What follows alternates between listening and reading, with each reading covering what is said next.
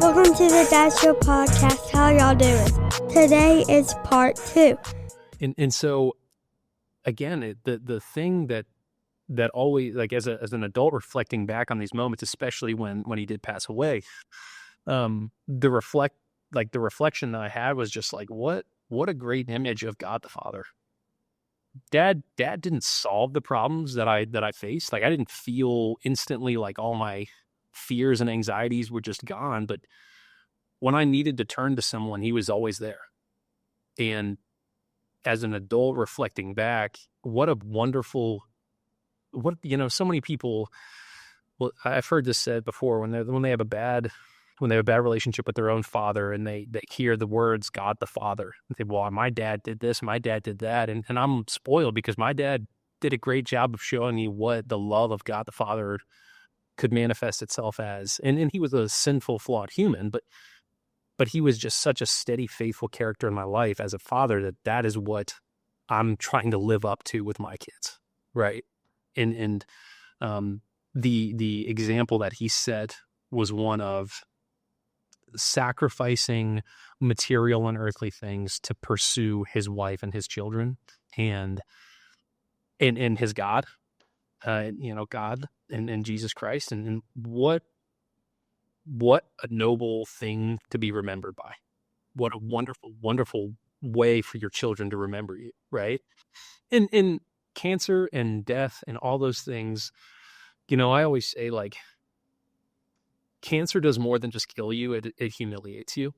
Like, I've seen multiple people that I love die of cancer, and including my best friend when I was 26 years old. He was 26 and he died of cancer. And it just is, and he was actually your cousin, but we were like, so close. And I watched it do the same thing to him that it did to my dad. I mean, it just kind of wears you down and turns you into a shell.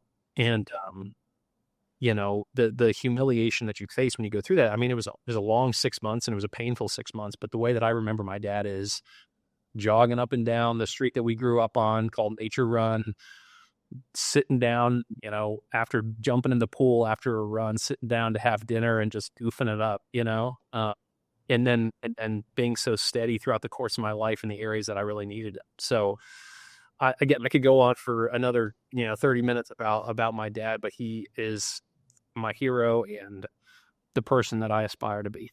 He sounds like it, man. He sounds like, I don't know if you've ever been through Tony Evans' Bible study, the Kingdom Man, or that series or not, but whenever you have sat here described him, like, that is exactly what I'm thinking of this whole time. Like, pure grace, pure patience, pure love, and was just, no matter what, he had his hands out ready to help anybody and show you the love of Jesus. And man, thank you for sharing that, because that's really awesome, man. And one of the things that I get out of that is continuing to help people no matter what state they're in, like, whether they're poor or rich or whatever, just have those hands of giving because of how much fulfillment of Jesus he had in him to show that and bring that out and try to give that to other people and lead them to build God's kingdom. Like, that's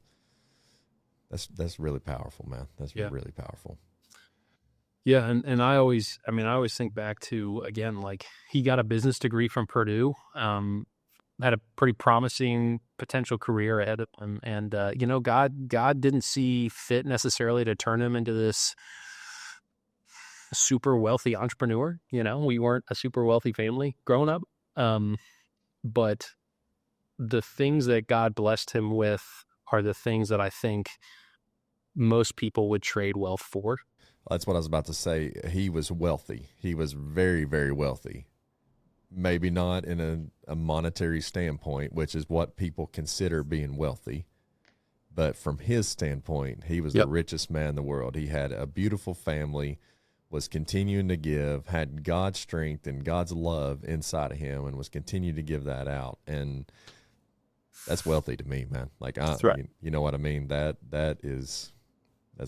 really, really powerful.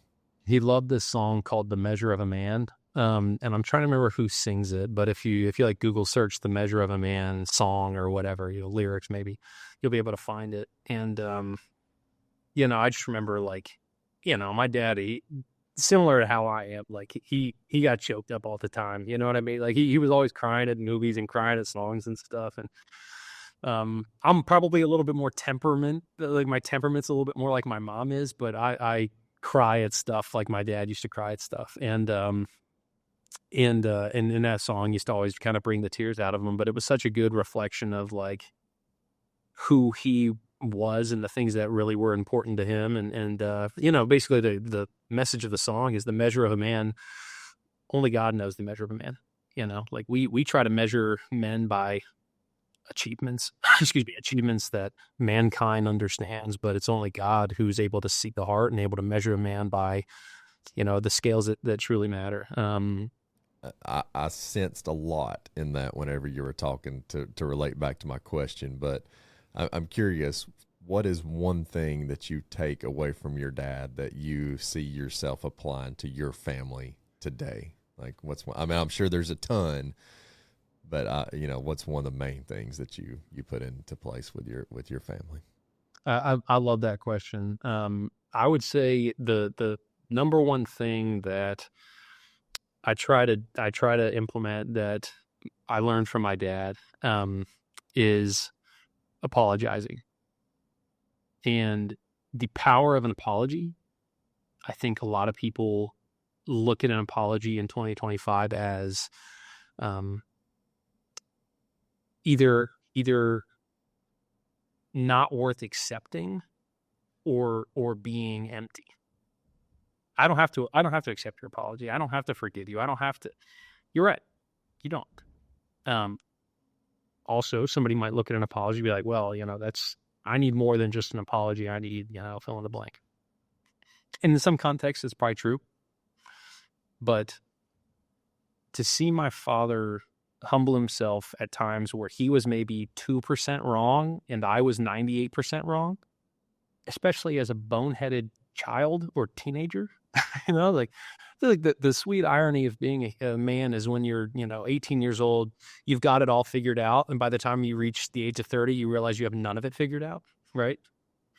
So to know in retrospect that those times where we clashed and I thought I had it all figured out, that I was just so wrong, but him still pursuing me and apologizing to me. And he I don't know if I ever actually heard him say these words, but I say these words to my kids all the time.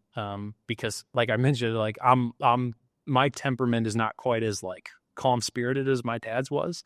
So I say these words to my kids all the time. I say, Dad needs Jesus just like you need Jesus. Dad needs Jesus too. Right. And it's because I mess up 100 times a day. And I want my children to hear me apologize to them when I do mess up. And be vulnerable and show them that you're willing to admit it. Yeah. Especially now that they're old enough to pick up on it, right? My older 3 are 9, 7, and 5. And so they recognize at times where it's like, well, you got upset with me, but I didn't even do anything wrong. Like that wasn't fair that you got upset with me for that, right? And so there are times where obviously I make the wrong sort of judgment call on what happened. And I got to go back to them and I got to apologize. And I got to say, you know what, guys, I'm really sorry. Dad messed this one up and Dad needs Jesus too. And I think, this is obviously a hypothesis because my kids are still relatively young, but I think the recognition that I can't do 100% of the things with 100% accuracy and perfection in the communication of that to them. Hey, I don't get it right all the time. My hope is that gives them the ability to reflect on moments of their childhood where they felt misguided or where they felt like, everybody has things from their past, from their childhood that they're like, man, mom and dad screwed that up. I wish they wouldn't have done this or, whatever. Like when I grow up, I'm never doing it that way.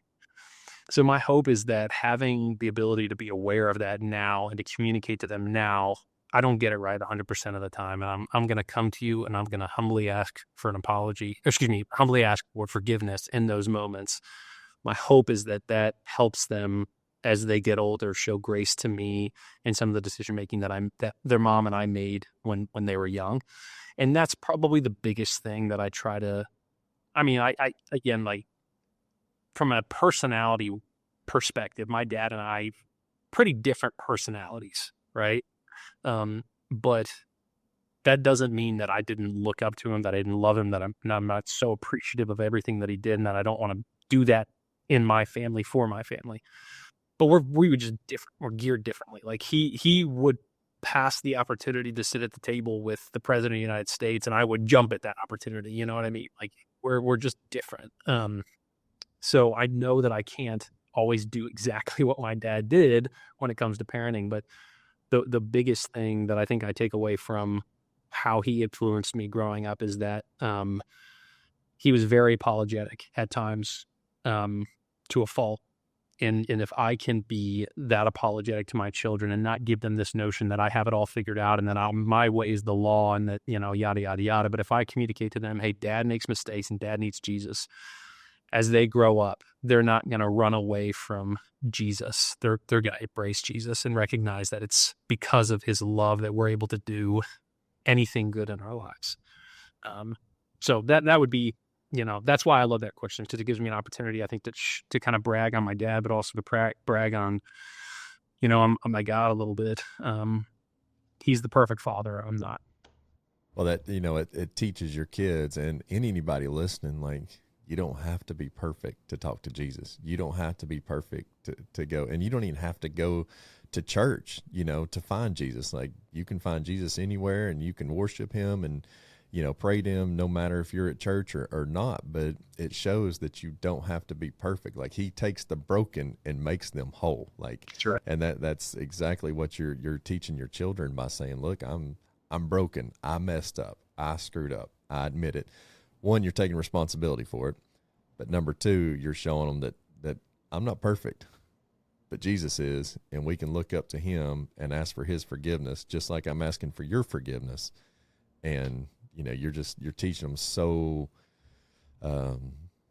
many things there. I can't even think of the word I'm looking for, but you're teaching a lot there. And one thing I remembered you talking about your dad, and it's a good segue to where my next question is you said he was there. He was supportive. Like, he wasn't trying to fix the problem. He wasn't trying to, manipulate you or not manipulate you, but like lead you in a certain direction. He was just there. And so one of the biggest things that comes out of that I try to do with my kids is put my phone away, put the electronics away, like just be there with them. If they want to play a puzzle for 15 minutes, like, their attention span is going to change in 15 minutes and they're going to want to do something else. But that time that you're just there, even if you're not working the puzzle, even if you're not playing the princess, whatever the case may be, just your presence of being with them is so huge. So segueing into the next question is, you've got a podcast, you've got your job that is, that through every day is going on. You're at home with them. You also mentioned that, you teach some youth at the church, and I'd like to hear just a little bit about that as well. But right now the question is, how do you juggle, all that, but be present for your kids? And, let's not forget, you're in a marriage, so you have to be present with your wife. So, just a quick synopsis of how you juggle all that time and try to be as present as you possibly can. Yeah. I love that question too. So, one thing that we do that I think is really, really cool, and we didn't even talk about this, so this is kind of neat, but each one of our kids, on the day of the month they were born, we take them on a one-on-one. So this month, all of our children are born between the 2nd and the 15th of the month that they were born in. So on the 2nd, I take my 2-year-old.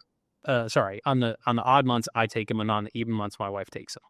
So on the 2nd, we take our 2-year-old. On the 8th, we take our 7-year-old. On the 12th, we take our 5-year-old. On the 15th, we take our 9-year-old. And then obviously, as our new baby grows, on the 11th, we'll take him out.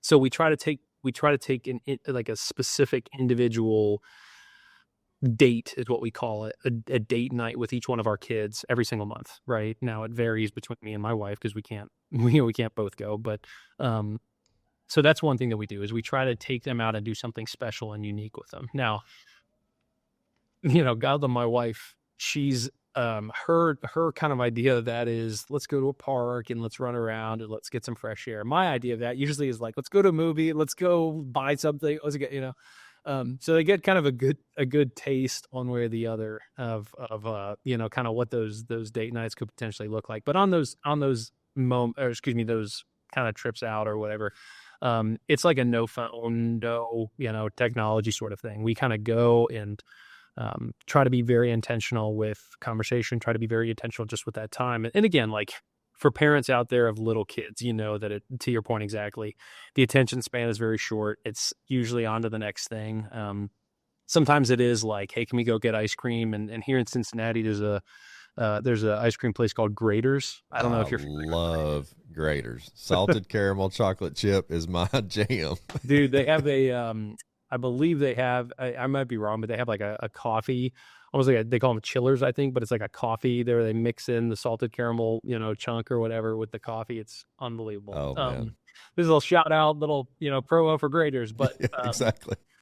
But so there's a Graders here in Cincinnati that has like a big indoor play place. And so one night I took my Zion as my 5-year-old, but we went over and played at the indoor playground for about 2 hours or so and had ice cream and stuff like that. So we take him out on that individual date.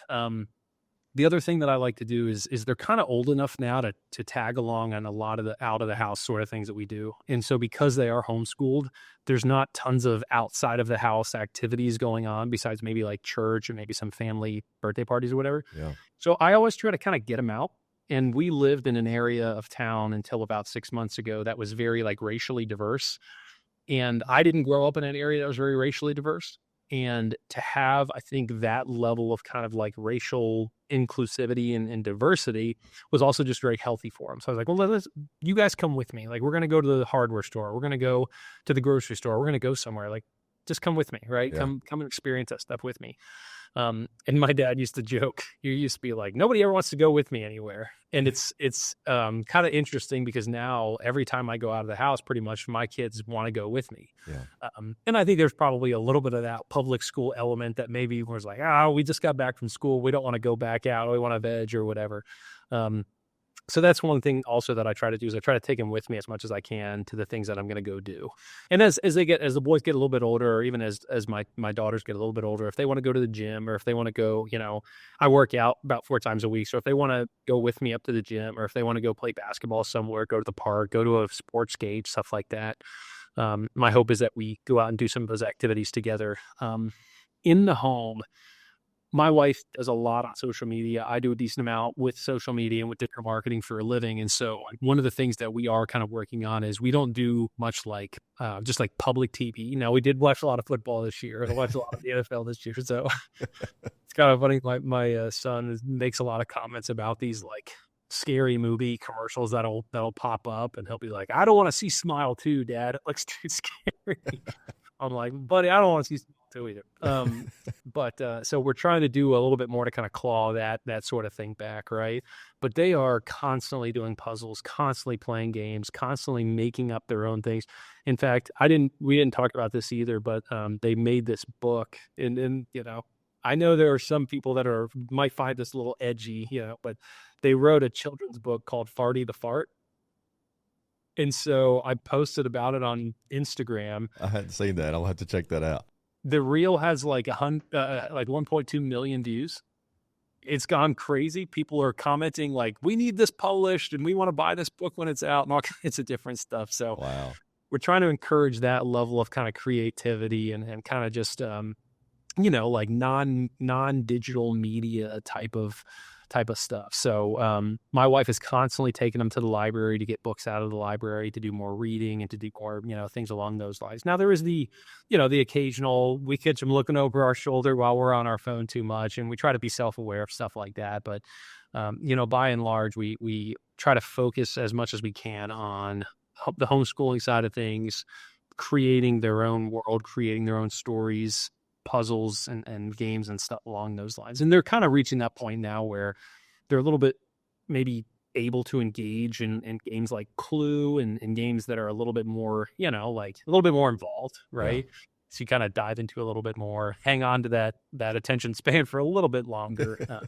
But that's, I know I've been going on for about 10 minutes now, but that's kind of what we try to do to, to try to pull things back from the digital media and focus on like, how do we stay in the present with them, doing games and activities and spending that one-on-one time with them. So those are some of the things that we do. That's huge. That's so two things. Brandon Janis, who was on the podcast a few weeks ago, he's got a small publishing company, or he's got a publishing company for small people, or not small people, but it takes a lot for for these big publishing companies to pull your book out. So I need to hook you all up together. Please do, because I'm not kidding you. I filed the trademark and everything. Like I'm dead serious. Like this is kismet, because honestly, like I was looking up how to self-publish, and I'm not kidding you when I say hundreds of people have said, if you publish this, we'll buy copies. So yeah, I need to hook y'all up together.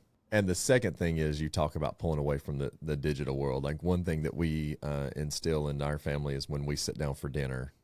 Now thank you for watching part 2, and come back tomorrow to watch part 3. Thank you for listening to the Dad Show podcast. Thank you for listening to the Dad Show podcast. Please like, review, and subscribe.